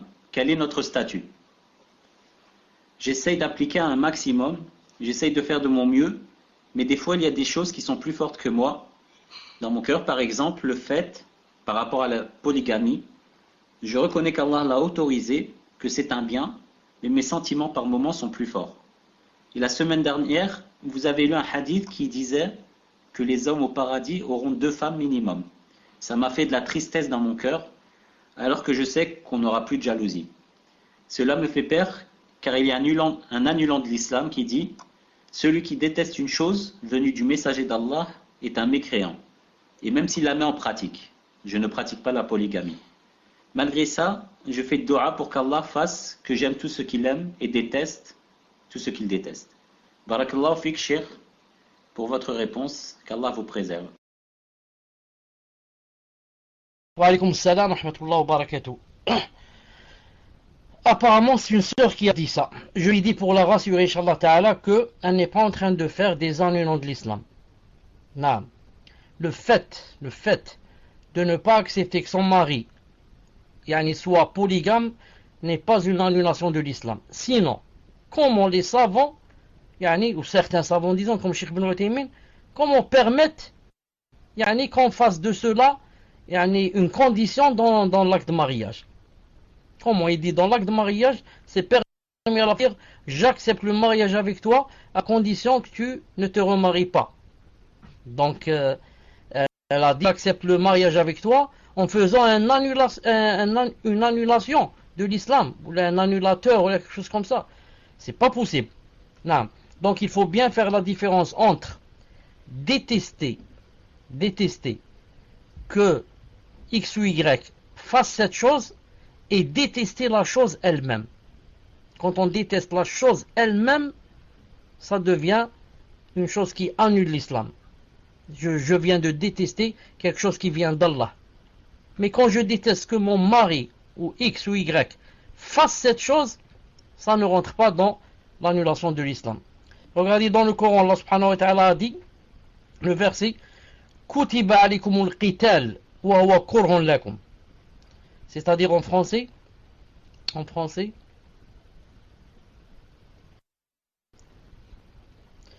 le combat vous a été prescrit alors qu'il vous est désagréable. Non. Or, il se peut que vous ayez de l'aversion pour une chose alors que elle vous est un bien. Donc, Allah Ta'ala a dit qu'il se peut que vous ayez de l'aversion, tu détestes une chose alors qu'elle est un bien. Le combat, le djihad, c'est prescrit par qui? Par Allah ou par les êtres humains? Par Allah. Et pourtant, Allah Ta'ala a dit wa huwa kurhun lakum, alors qu'il vous est désagréable. Non, mais on n'aime pas mourir. Je n'aime pas aller au djihad parce que j'ai peur de mourir et je laisse ma femme et mes enfants et ma voiture. Mais est-ce que j'ai détesté que Allah Ta'ala ait prescrit le djihad? Non, j'ai pas détesté le djihad. J'aime que les gens aillent au djihad et que l'islam triomphe. Mais moi seulement, j'aime pas y aller et c'est pas un annulateur de l'islam. J'ai pas détesté le djihad, mais j'ai détesté que ce soit moi qui aille. J'ai pas détesté la polygamie, j'ai détesté que mon mari soit polygame, c'est tout. Il y a une différence entre les deux. Regardez par exemple l'orange. L'orange. Si quelqu'un va dire, j'aime manger l'orange, je la déteste, elle n'est pas bonne. Est-ce que j'ai détesté que Allah Ta'ala ait créé l'orange? Non, moi j'aime pas l'orange, j'aime pas la manger. Mais maintenant si je dis, c'est haram de manger l'orange, c'est interdit de manger les oranges, là je suis devenu mécréant. Allah Ta'ala a dit c'est halal, c'est permis de manger l'orange, moi j'ai dit non, c'est interdit de manger l'orange. Là je suis sorti de l'islam. Mais si je m'interdis à moi, je dis moi je mange pas les oranges, elles ont un mauvais goût, je les aime pas. Dès que je mange j'ai envie de vomir, c'est pas interdit. Parce que j'ai pas détesté. Allah a créé l'orange, mais j'ai détesté l'orange, je veux pas la manger, c'est tout. J'espère que c'est clair, Inch'Allah Ta'ala. Tfadlal. Barakallahu fikum, Cheikh. Normalement, c'est très clair. Cheikh, il y a une sœur ou un frère, un point, qui avait posé une question sur la pêche avec des vers de terre. Et il voulait savoir si vous aviez une réponse ou pas. Barakallahu fikum, Cheikh. J'ai pas trouvé une réponse très claire. Mais apparemment c'est permis, Wallahu a'lam. Parce que j'ai 4 ou 5 dalils qui sont dans ma tête maintenant. Que si vous voulez, je vous les cite comme ça très vite. Regardez, en islam par exemple, c'est permis de prendre le chameau. Quand on va faire le hadi du hajj, et subhanallah, on le frappe comme ça avec le couteau sur quoi? Sur sa bosse. On fait rentrer le couteau comme ça d'un coup, et on laisse le sang couler comme ça, et on tient le chameau et par les brides, on le fait marcher avec le sang qui coule comme ça, et on ne dit pas on a fait mal à ce chameau, mais parce que ce qu'on fait c'est yani ta'zim sha'airullah, c'est plus fort, plus beau que le fait de blesser un chameau. Regardez par exemple au temps du prophète sallallahu alayhi wa sallam, quand on faisait la course, pour faire la course des chevaux, des fois on prenait le cheval, on le faisait courir, vraiment une longue distance. Ensuite on le ramène à l'écurie, qu'est-ce qu'on fait? On le couvre, il est plein de sueur, on le couvre avec des couvertures, on le laisse 2 ou 3 jours sans manger. Pourquoi? On lui fait mal apparemment, mais non, c'est à cause du djihad, pour qu'il devienne un vrai étalon, il devient un vrai pur sang, pour qu'il puisse galoper beaucoup plus quand il va au djihad. Donc on ne dit pas pourquoi ici j'ai fait mal au cheval. Regardez par exemple quand une mouche tombe dans un verre d'eau, de lait ou là. En islam, qu'est-ce qu'on fait? On la trempe. Et ensuite on la jette et on boit. À cause de, vous savez, le hadith qui dit elle contient dans une aile le poison et dans l'autre le médicament. Donc on ne va pas dire que je vais faire du mal à quoi? À la mouche. Mais c'est pour ma santé. C'est pour ma santé, pour que je ne boive pas le poison. Regardez par exemple, Anas a dit, j'ai été voir le prophète dans Sahih Bukhari, il a dit, je l'ai trouvé avec dans sa main, je ne sais pas comment ça s'appelle, je crois que c'est un marqueur. On prend par exemple quelque chose en fer et on la fait rougir, on la met dans le feu jusqu'à ce qu'elle rougisse, ensuite on la plaque, on met ça sur l'animal. Hein, ça fait mal peut-être à l'animal, mais on ne dit pas que j'ai fait mal à l'animal. Pourquoi? Parce que c'est pour mes intérêts, pour que je connaisse mon animal, il ne va pas se mélanger avec les animaux des autres. Et tout ce qu'il y a dans les cieux et la terre donc ont été créés pour nous. Allah Ta'ala a dit dans le Coran, une seconde je vous cherche le verset, Ya Rabbi sahl aidez-nous Ya Rabbi, khalaqa lakum ma fi al-ardi jami'an, une seconde, al-ardi jami'an. Regardez ce verset. Il y en a beaucoup. Hein. Il y a beaucoup de versets en ce sens. Attendez, j'écris fi. Je voudrais un seul verset, pas beaucoup. Il n'y a pas. Il y a un verset où Allah subhanahu wa ta'ala dit dans Sourate Baqara. Voilà, c'est ça. Il y a aussi ce verset, regardez. وَسَخَرَ لَكُم مَا فِي السَّمَاوَاتِ وَمَا فِي الْأَرْضِ جَمِيعًا وَسَخَرَ لَكُم مَا فِي السَّمَاوَاتِ وَمَا فِي الْأَرْضِ جَمِيعًا مِنْهُ. Le meilleur, c'est pas celui-là. C'est pas celui-là. وَسَخَرَ لَكُم مَا فِي السَّمَاوَاتِ وَمَا فِي الْأَرْضِ جَمِيعًا مِنْهُ. C'est pas celui-là, une seconde. ما في الأرض جميعا ما في الأرض. Voilà en français, regardez ce verset. C'est lui qui a créé pour vous tout ce qui est sur la terre. C'est lui qui a créé pour vous tout ce qui est sur la terre. Tout ce qui est sur la terre a été créé pour moi. Donc, quand j'égorge un mouton aussi, je lui ai fait mal. Mais c'est pour qui? C'est pour mon intérêt. Pourquoi? Il a été créé pour moi. Pourquoi c'est permis de castrer un mouton? Normalement, mais c'est pour mon intérêt, pour qu'il grossisse bien, comme ça il ne s'accoupe pas avec les femelles, donc il va grossir et sa viande va devenir plus bonne. Donc me basant sur ces hadiths là, et c'est ce que je viens de citer, que Inch'Allah Ta'ala, ça a été créé pour moi ce verre, c'est pour que faut que j'attrape, que ce soit un moyen pour attraper des poissons. Wallahu ta'ala alam. D'ailleurs, même le poisson lui-même, quand je l'attrape avec l'hameçon, ça lui fait mal. Là, moi, plusieurs fois, j'ai remarqué que quand le poisson commence à venir, je l'entends de loin. Il a des cris. Tellement ça lui fait mal, l'hameçon dans sa bouche. Mais, je ne vais pas dire donc je vais arrêter la pêche. Au contraire, je vais lire le verset. C'est lui qui a créé pour vous tout ce qui est sur la terre. Wallahu ta'ala alam. Vous m'avez pas dit si les deux personnes présentes si elles sont présentes ou pas, celle qui a posé la question paradis, et sur les enfants s'ils grandissent dans le paradis. Naam, Cheikh, j'allais relancer l'appel. Donc, si la personne qui a posé la question sur la hawla wa la quwwata illa billah, le mercredi, et sur les enfants au paradis, si vous êtes présent, barakallahu fikum, de contacter un des admins. En attendant, Cheikh, je vous pose une question d'une sœur qui demande Bismillah, Allahumma salli wa sallim ala Rasulillah, Jazakumullahu khaira wa bifirdaus, pour ces bénéfices que vous nous apportez.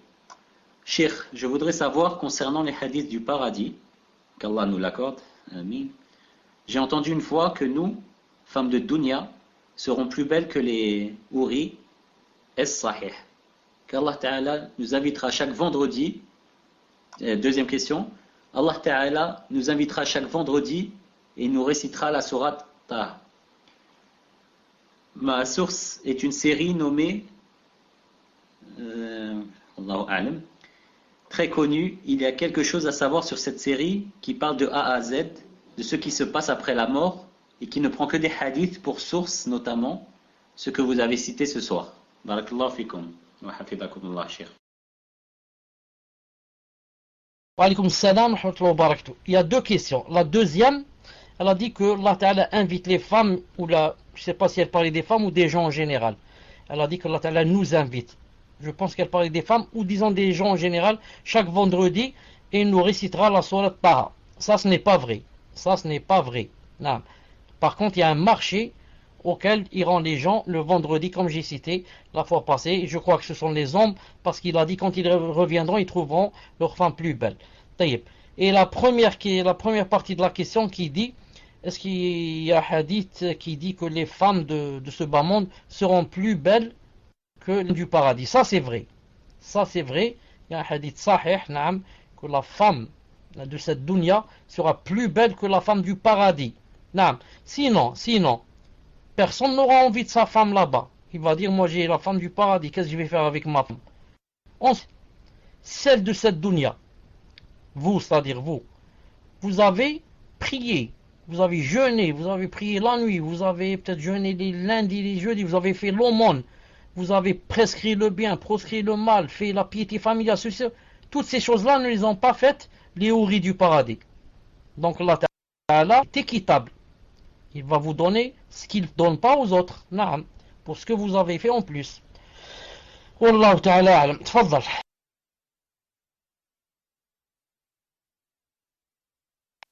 Barakallahu fikum, Cheikh. Cheikh, la sœur qui avait posé la question sur la muqabala avec le frère, a ajouté la précision selon laquelle le père est sorti de l'islam, même s'il est maghrébin, étant jeune, et il n'était pas marié quand la sœur est née. Donc est-ce que ça change quelque chose? Barakallahu fikum, Cheikh. Il n'était pas marié quand la sœur est née. Est-ce que tu as compris qu'est-ce que ça veut dire? J'ai pas beaucoup compris. Est-ce qu'elle veut dire que c'est une fille hors mariage, ou qu'est-ce que tu veux dire? Qu'est-ce qu'elle veut dire? Tfaddal. Naam, Cheikh, je vous ai remis la question, c'est la dernière dans votre liste.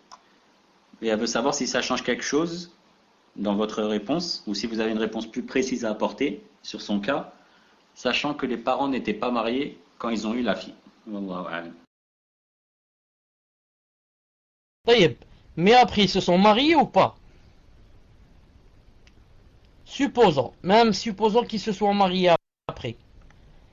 Il devient qui? Il devient son beau-père. Et son beau-père ne la marie pas. Donc elle, dans tous les cas, dans les deux cas, ce n'est pas son tuteur. Parce que il l'a conçue hors mariage. Et après, quand il s'est marié avec elle, c'est qui? C'est seulement son beau-père, il devient, et ce n'est pas son père. C'est son beau-père, c'est-à-dire elle peut se dévoiler devant lui, mais ce n'est pas quelqu'un qui peut la marier. C'est seulement un beau-père. Donc elle doit chercher une autre personne pour les tuteurs. Vous savez, on commence par le père, le grand-père, le fils. Si on a un fils, si on n'a pas un fils, on va du côté frère, ensuite fils du frère. S'il n'y a pas fils du frère, on va aux oncles. Les oncles seulement du côté du père. Sinon, on cherche quelqu'un, un étranger, qui, yani le imam, si on est dans un pays musulman, c'est le gouverneur, c'est-à-dire le juge, etc. Sinon, dans un pays de Kufar, on va voir une ambassade ou bien un institut islamique. S'il n'y a pas, on cherche un imam. S'il n'y a pas d'imam, un frère qui est, masha'Allah, intoukal Allah. Tfadlal. Barakallahu fikum, cher. Donc je vous pose la question qui est juste au-dessus d'une sœur qui demande. Une sœur a reçu de sa voisine des vêtements de bébé. Cependant, elle a su après que ces vêtements étaient volés. Que doit-elle en faire? Barakallahu fikum, cher. Elle ne doit pas les mettre. Naam. Elle ne doit pas les mettre si elle peut, si elle connaît c'est qui la personne qui a été volée. Elle les rend à la personne de laquelle on a volé ces choses-là. Naam. Sinon, elle ne doit pas les mettre à ses enfants. Bi'idhnillahi ta'ala. Naam. Ahsanallah ilaykum, cher. Question suivante d'une sœur qui dit qu'Allah vous accorde le firdaus ainsi qu'aux admins. Amin ajma'in. Si je comprends bien, d'après le cours de mercredi, on verra Allah Azza wa Jal 2 fois. Une fois Yawm al-Qiyamah et une fois au paradis. Si c'est le cas, alors pourquoi les gens du paradis seront aussi émerveillés de voir Allah au paradis plutôt que d'être émerveillés de voir Allah Yawm al-Qiyamah? Barakallahu fikum, cher. Wa alaykum salam wa rahmatullah. C'est une très bonne question. C'est une très bonne question. D'ailleurs, il y a même un hadith autre que Allah Ta'ala, yani Yawm al-Qiyamah, quand il viendra pour juger les gens, il va dire, allez, que chacun aille avec qui? Chacun aille avec son messager. Et ce qui, yani, il va faire venir les messagers comme ça, et chaque groupe ira avec le messager qu'elle suivra. Al-Muhim, quand tout le monde partira, Afwan, j'ai dit avec son messager, non, qu'il dira que chaque umma, chaque communauté, yani, aille avec qui elle a adoré. Alors ceux qui ont adoré Jésus, Allah Ta'ala va leur faire venir, vont le suivre, et comme ça, l'autre avec Bouddha, l'autre. Ensuite, resteront qui? Resteront seulement 7 communautés, comme ça a dit le prophète. Il a dit, restera ma communauté, avec, y compris les munafiqun, les hypocrites. Les hypocrites, le prophète, comme vous savez, yani, aller à la mosquée et prier, etc. Alors que c'est juste pour éloigner les problèmes, c'est tout. Non, pour pouvoir vivre au milieu des musulmans et se marier avec leurs filles, etc. Et partager le butin, etc. Alors qu'au fond, ils ne croyaient pas en Allah subhanahu wa ta'ala. Al-Muhim. Ensuite, Allah ta'ala viendra et dira, vous, qu'est-ce que vous attendez? Il dit, on attend notre Seigneur. Il dit, et vous le connaissez s'il va venir? Ils disent, oui, on le connaît. Il dit, vous le connaissez à quoi? Ils disent, quand il montrera son tibia. Alors là-bas, Allah subhanahu wa ta'ala montrera son tibia. Yawma yukshafu an saq. Il montrera son tibia et tous, yani, vont quoi? Se prosterner. Et les munafiqun, les hypocrites, ne pourront pas se prosterner. Bien sûr, ce sera, yani, la chose qui va les dévoiler. Al-Muhim. Ici, Allah Ta'ala donc va venir et va leur parler et va leur dire vous attendez qui, etc. Ici donc, ils vont le voir. Donc, les croyants vont le voir et les munafiqun aussi vont le voir, les hypocrites. Alors, les hypocrites sont des kuffars. Alors, certains ont dit comment se fait-il que les kuffars voient Allah Ta'ala alors qu'il est dit dans le Coran que innahum an rabbihim yawma idin mahjubun, que là, ils ne verront pas leur Seigneur. Et comment se fait-il ici? Ils l'ont vu. Donc je dis, et là je profite, là je réponds donc à la sœur, je dis, elle viendra pour juger les gens. Dans Sahih al-Bukhari, il a dit, fi suratin ghayra allati ya'rifun. Il va venir dans une image, hein, celle qu'on connaît de lui. Yani, peut venir dans une image comme il veut. C'est pas nous qui commandons. C'est pour ça que les savants ont dit que les kuffars le verront, mais pas la vision du paradis. C'est-à-dire que tous les gens qui le verront le jour de la résurrection, une vision, pas celle du paradis. La vision du jugement, ça s'appelle. Ils viennent dans une image spéciale. Mais quand ils vont rentrer au paradis, seuls les croyants le verront dans la vision dans sa vraie image et sa belle image. Sinon, pour le jugement, il viendra dans une autre image, Inch'Allah Ta'ala. Voilà la réponse, Inch'Allah Ta'ala. C'est pour cela que, quand on le verra dans le paradis, car c'est pas comme ils l'ont vu dans le jugement. Barakallahu fikum, Cheikh. Question suivante. Je croyais vous l'avoir envoyée, mais elle n'est pas passée. Inch'Allah, je vous la renvoie, Cheikh.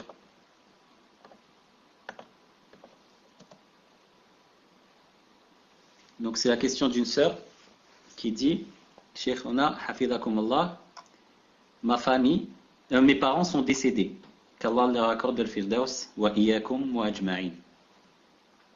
Elle souhaite se marier avec la permission d'Allah, mais ses frères et sœurs ne veulent pas qu'elle épouse un frère du minhaj, qui est la sunna et la barbe. Alors qu'elle souhaite absolument épouser un frère du minhaj, mais même lors des muqabala, les frères, des fois, ne souhaitent pas être présents, alors qu'ils en ont l'obligation. Ils ne veulent pas être présents car c'est un frère du minhaj qui se présente. Donc comment faire, Inch'Allah? Barakallahu fikum, Cheikh. Et elle demande aussi à ce que vous fassiez des doigts pour ses parents, et aussi pour qu'Allah facilite à tous les frères et sœurs qui ont des situations difficiles. Barakallahu fikum, Cheikh. Pour la muqabala, c'est pas très important, car il peut l'avoir dehors. La muqabala, c'est juste pour voir la personne. Quant à est-ce qu'il est du minhaj ou il n'est pas, et les détails, ça je peux les avoir par intermédiaire. Je demande à sa sœur de me les donner, à sa cousine, même dans tous les détails sur le frère. Et quant à la muqabala, il peut me voir dehors. Je m'accorde avec sa cousine, je lui dis dans tel endroit, il va me trouver deux. Qu'il rentre dans telle boulangerie, il va me trouver là-bas en train d'acheter du pain. Il pourra me voir, bidna ta'ala. Al-muhim, il s'accorde comment se voir, une muhim qui soit pas en tête à tête, Maintenant, quand c'est pas, quand il n'y a pas de comment dirais-je, il n'y a pas de mahram qui peut être avec moi, ou alors qui n'accepte pas, alors que le frère remplit les conditions. Al-muhim, je dis à cette sœur, comme j'ai dit à l'autre, quand quelqu'un se présente et qu'il remplit toutes les conditions, et que mon tuteur ne veut pas me marier, il a perdu la tutelle. Sauf bien sûr, si mon tuteur sait que ce frère, malgré qu'il remplit, il y a des choses qui ne marchent pas. Il sait qu'il a un défaut que je ne savais pas, peut-être moi. Il sait que, par exemple, celui-là, que c'est un voleur ou que c'est quelqu'un qui joue avec les filles qui se barrent, etc. Là, c'est valable. Sinon, comme j'ai dit, si quelqu'un remplit les conditions et le tuteur ne veut pas me marier, il a perdu la tutelle. Et la tutelle va vers l'autre personne qui le suit. L'autre personne qui vient après. Une seconde, je vais vous donner, si vous voulez, les tuteurs. Ou alors je vais vous les écrire si vous voulez. Pour savoir quels sont les tuteurs et comment ça se passe exactement. Je dois enlever un fichier ici, une seconde. En islam, on commence par le père. Non, on commence par le père. D'ailleurs, si vous voulez, Ibn al-Qayyim ou quelqu'un, si vous voulez, vous écrivez. Qu'en pensez-vous? Si ça... Une seconde, si ça... Une seconde, si je peux faire un copier-coller ou comment ça s'appelle, si ça marche, une seconde. Dites-moi si ça se colle, là, si ça se colle. Ça s'est pas collé. Il me dit ici que c'est pas possible. Taïb, vous pouvez écrire, Inch'Allah Ta'ala, le père. Ensuite, le grand-père. Toujours le grand-père paternel, pas l'autre, le père. Grand-père paternel. Le fils. le petit-fils. On commence par le père. Si le grand-père ça marche pas, on passe au grand-père. Grand-père ça marche pas, on va à notre fils. Si on a un enfant, on est marié, s'il est pubère. Sinon le petit-fils. Quand je dis le fils et le petit-fils, du côté du père, bien sûr. Ensuite, si on n'a pas ça ou bien ça marche pas, on va au frère. Le frère du père et du mère, il s'appelle le frère consanguin. Si on n'a pas un frère consanguin, on voit le frère du côté du père.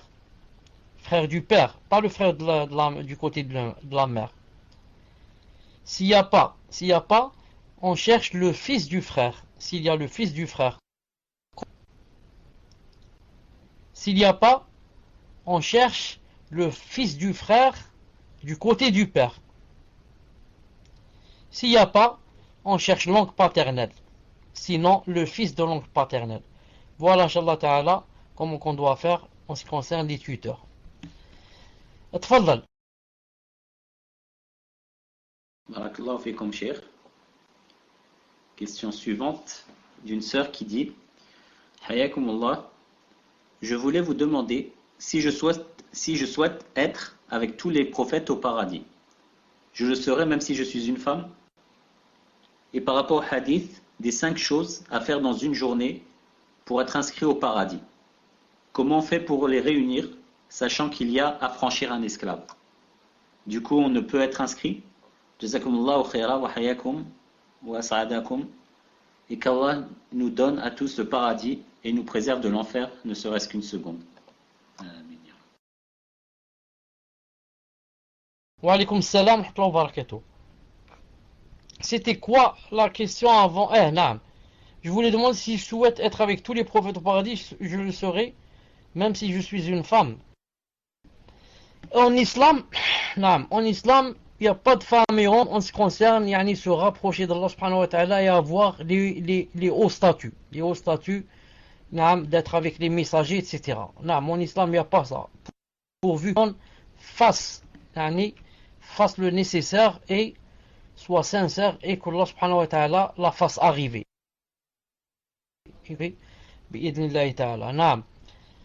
Ensuite, pour les 5 choses qu'il faut faire, maintenant il n'y a pas à franchir esclave. Alors comment faire? On va dire que la réponse est simple. Al-Muhim, tu fais les 4. Et la 5e qui n'existe pas, Allah Ta'ala ne te demande pas une chose qui n'existe pas. Mais avec niya, avec dans le cœur, s'il y avait un esclave, je l'aurais affranchi bi'idhnillah. Wallahu Ta'ala alam. Tfaddal. Barakallahu fikum, cher. Question suivante. Elle vient juste d'arriver, c'est une question du cours. Donc c'est pour ça que je ne vous l'ai pas encore envoyé, cher.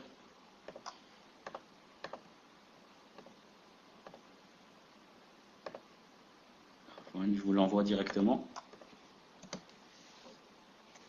Bon, vous n'avez pas passé, je vous la pose, cher, Inch'Allah. Question d'un frère qui dit à propos des 5 choses que l'on doit faire pour qu'Allah nous accorde le paradis. Est-ce qu'une femme peut également en faire partie? Apparemment, c'est la même.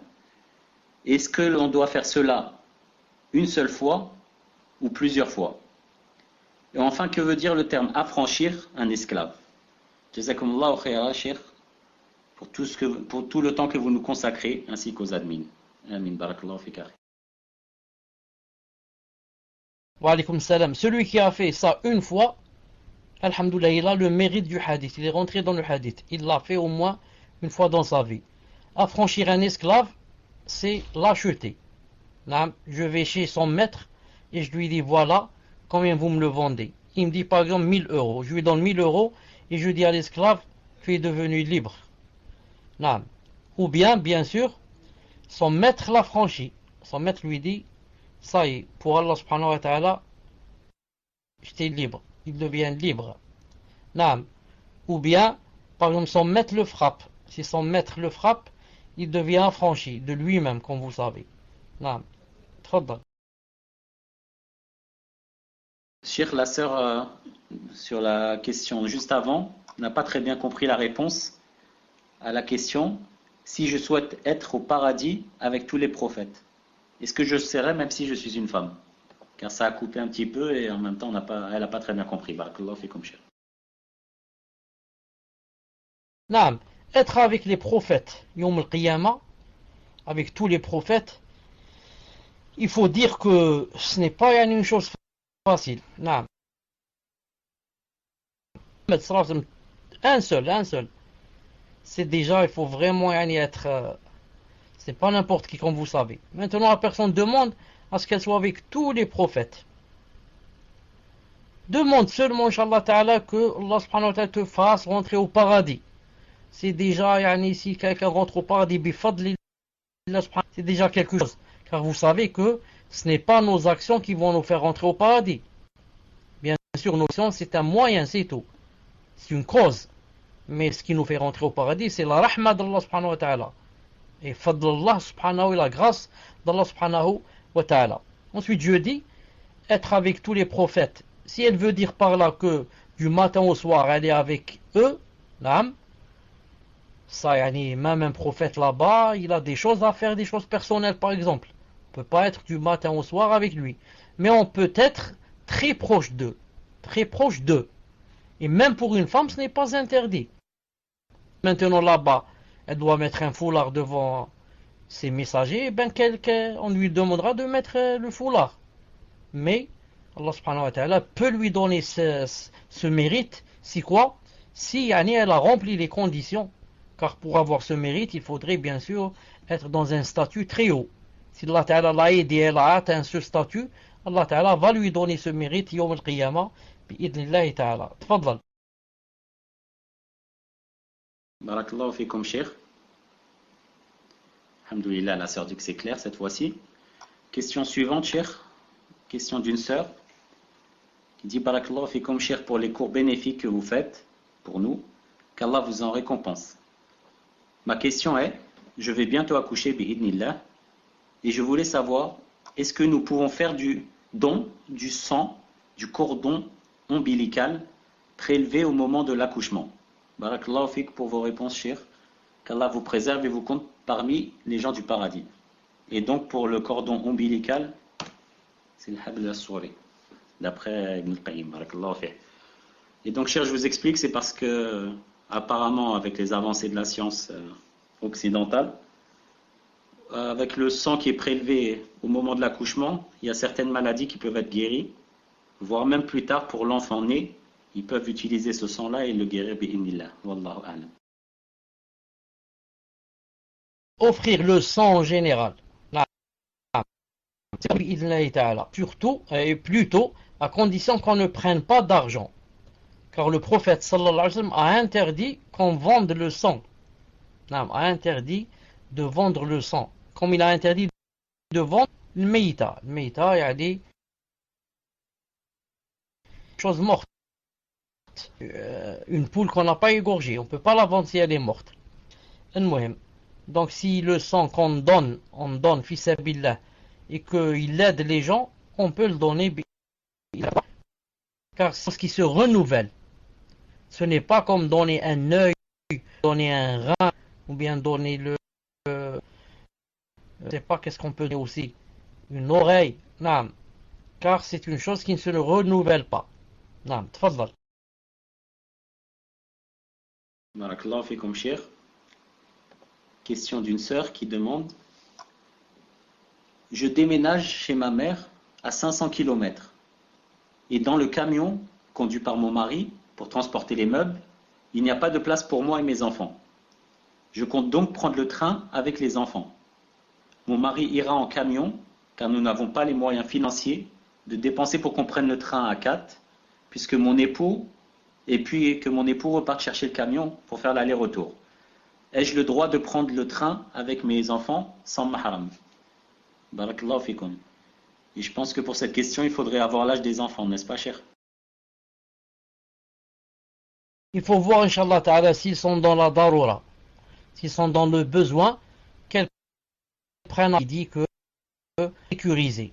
Dans ce cas, si elle prend le train, sécuriser et prendre ce qu'on appelle, je crois qu'il y a des, je ne sais pas comment ça s'appelle ça, des genres de cabines où elle sera seulement avec ses enfants, là, ou alors où elle peut être seulement avec des femmes, Naam, ou elle peut être dans un endroit où il y a seulement femme. Et comme ça. Naam, qu'elle craigne Allah subhanahu wa ta'ala au maximum.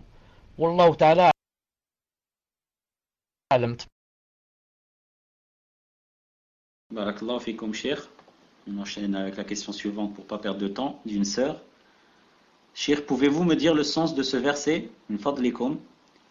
Allah accueille seulement le repentir de ceux qui font le mal par ignorance et qui aussitôt se repentent. Voilà ceux de qui Allah accueille le repentir. Et Allah est omniscient et sage dans Surat An-Nisa. Barakallahu fikum, Cheikh. Dis-lui si elle peut me donner le verset en arabe, comment il commence. Ou bien son numéro, Inch'Allah ta'ala. Surat An-Nisa, verset 17, Cheikh. Voilà le verset. إنما التوبة على الله للذين يعملون السوء ثم يتوبون من يتوب عليهم يتوب الله عليهم وكان الله عليما حكيما. En français.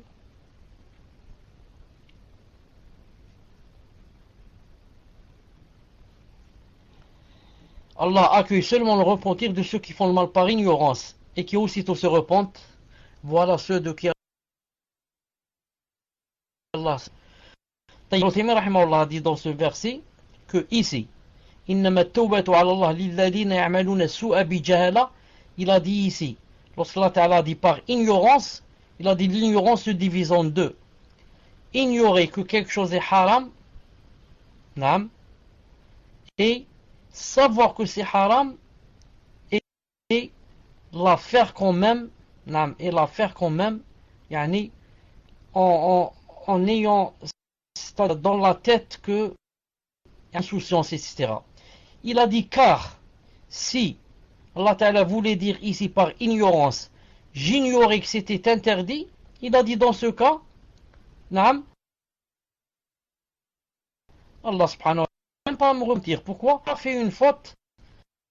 J'ai pas fait de faute, car je ne savais pas que c'est haram.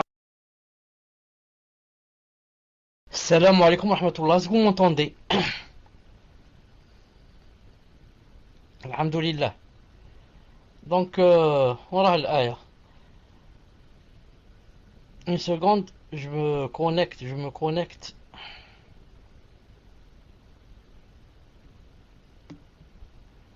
Message, Coran. Je disais, Allah Ta'ala a dit, Allah accueille seulement le repentir de ceux qui font le mal par ignorance.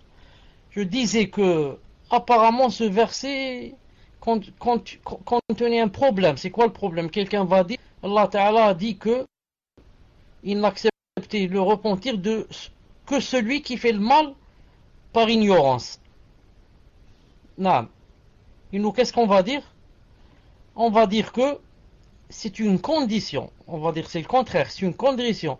Pour que Allah subhanahu wa ta'ala t'écrive un péché, il faudrait que tu saches que cette chose est haram. Si tu ne sais pas que cette chose est haram, Allah subhanahu wa ta'ala ne t'inscrit pas que c'est un péché. Il faudrait que tu saches et que tu fasses. Et ici, il a dit qu'il n'accepte que le péché de celui qui le fait par ignorance. Si quelqu'un fait par ignorance, il n'a pas fait de péché. C'est pour ça que quelqu'un va dire il y a un problème dans ce verset. Mais le vrai sens du verset, comme je disais tout à l'heure, par ignorance ici, ça ne veut pas dire qu'il connaissait pas. C'est pour ça que Cheikh Ibn Uthaymin dit que l'ignorance divise en deux. Ici, ça ne veut pas dire qu'il ne connaissait pas que c'était haram. S'il ne connaissait pas, donc c'est pas haram. Mais il connaissait, mais il l'a fait par insouciance. C'est-à-dire il ignorait. L'ignorance ici, c'est pas il ignorait le hukm, que c'est haram. Non, il ignorait les conséquences. Naam, quelqu'un fait un péché, il croit que c'est pas grave, alors que ça a une conséquence très néfaste et grave. Lui, il ignorait ça. C'est ce que veut dire Allah subhanahu wa ta'ala ici dans le verset. Il dit que toute personne, si elle sait que une chose est haram, c'est la condition. Ensuite, par ignorance, elle le fait. Naam, il a dit maintenant, si elle fait le repentir, j'accepte d'elle et je lui pardonne bi'idhnillahi ta'ala. Naam, tfadlal. Barakallahu fikum. Chère, question suivante. Question du sœur qui dit: tout à l'heure, j'étais au masjid et il y a eu l'adhan. Mais je n'ai pas prié avec l'imam. J'ai prié avant, de peur de rater mon bus, car j'étais dans une mosquée loin de chez moi et le bus ne passe pas souvent. Ma question est-ce que j'aurais dû rester prier avec l'imam vu que j'ai entendu l'adhan? Barakallahu fikum, cheikh.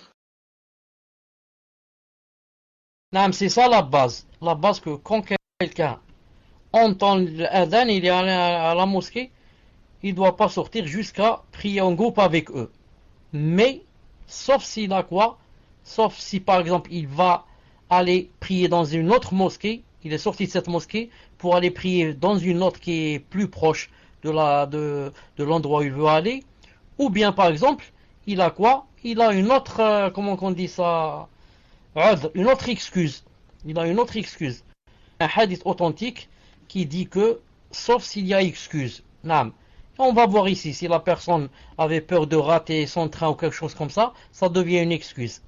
Mais le hadith parlait de la personne qui n'a aucune excuse et qui va prier, ne pas attendre les gens et partir. Ou alors elle est assise elle vient d'entendre l'adhan, la personne est assise, ensuite elle va dire, je vais voir des amis. Et il sort, il ne va pas prier. Celui-là, il a fait une faute grave. Naam. Fadlal. Comme cher. Question suivante d'une sœur qui demande: puisse Allah vous préserver et vous récompenser de la meilleure façon. Dans ma famille, à peu près tout le monde utilise des sortes de talismans. En fait, ce sont des colliers, mais dans lesquels ils nouent des versets du Coran.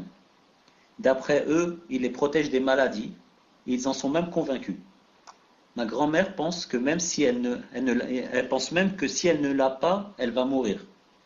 Ils les mettent aussi à des enfants. D'autres accrochent des sortes de feuilles avec des versets de Coran sur leurs portes. Et c'est censé les protéger des maux des gens ou de djinns, etc., etc. Comment faire nasiha à cette famille qui est certes musulmane, mais ne connaît pas le tawhid? Elle ne sait rien du manhaj. D'ailleurs, il y a beaucoup de bid'a. Comment les éloigner de leurs habitudes sans faire la fitna? Barakallahu fikum, cheikh. Non, il faut aller doucement. Il faut aller doucement, doucement. C'est-à-dire leur parler d'abord sans les vexer, sans être dur avec eux, sans employer des propos violents. Il faut leur expliquer comme ça gentiment que si cette chose se faisait, alors pourquoi le prophète al-Islam ne l'a pas fait? Pourquoi leurs épouses n'ont jamais fait ça? Pourquoi les sahaba et leurs enfants n'ont pas fait ça? Ils connaissent l'islam mieux que nous.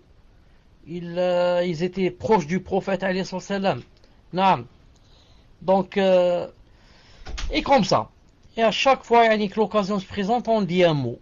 On dit un mot. Ensuite, s'ils sont convaincus, alhamdoulilah, Allah subhanahu wa ta'ala les a sauvés, éloignés de ce péché. S'ils ne sont pas convaincus, tu dis, moi j'ai fait ce que je pouvais faire. L'islam ne t'a pas dit, va leur enlever ça de force de leur coup. Par contre, si c'était par exemple tes enfants, tu leur enlèves ça, d'abord avec des paroles, s'ils ne veulent pas, tu enlèves ça de force, parce que tu les commandes, ce sont tes enfants. Mais maintenant que ce sont nos pères, nos frères, nos sœurs, etc., nos oncles, nos tantes, on n'a que la parole.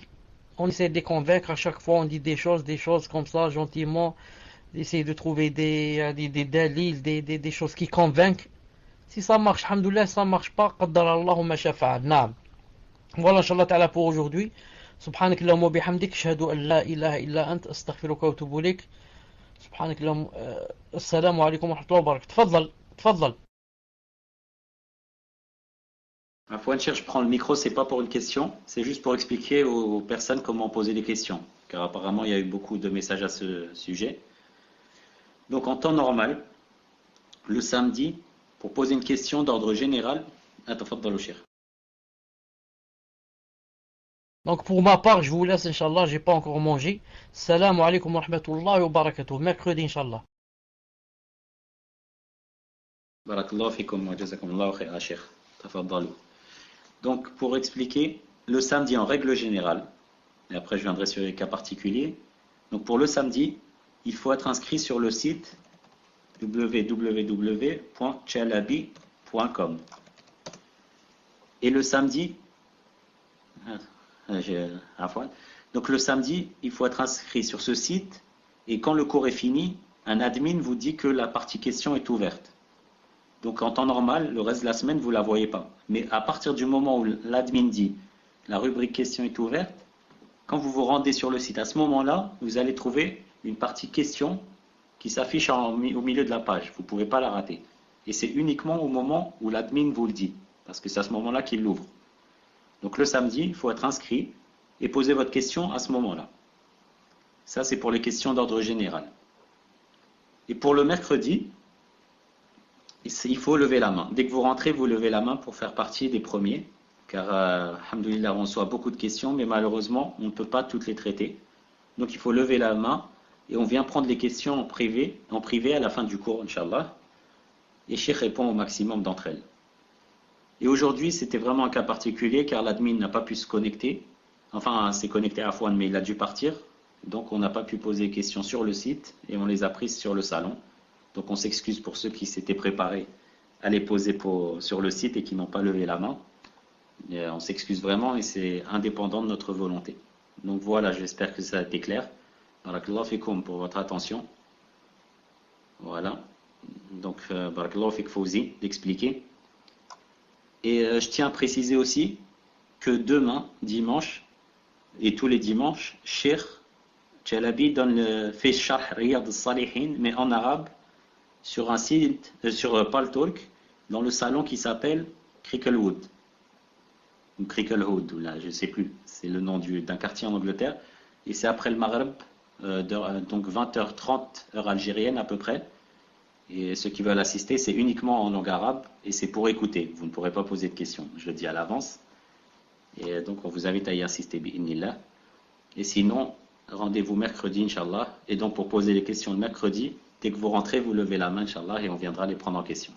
Barakallahu fikum, wa subhanakallahumma wa bihamdik, ashhadu an la ilaha illa ant, astaghfiruka wa atubu ilayk. Cricklewood Muslim. Barakallahu fik. Cricklewood, c'est en anglais. Hayakumullah et à mercredi, Inch'Allah. Barakallahu fik. Fawzi, tu fermes le salon, Inch'Allah. Barakallahu fik.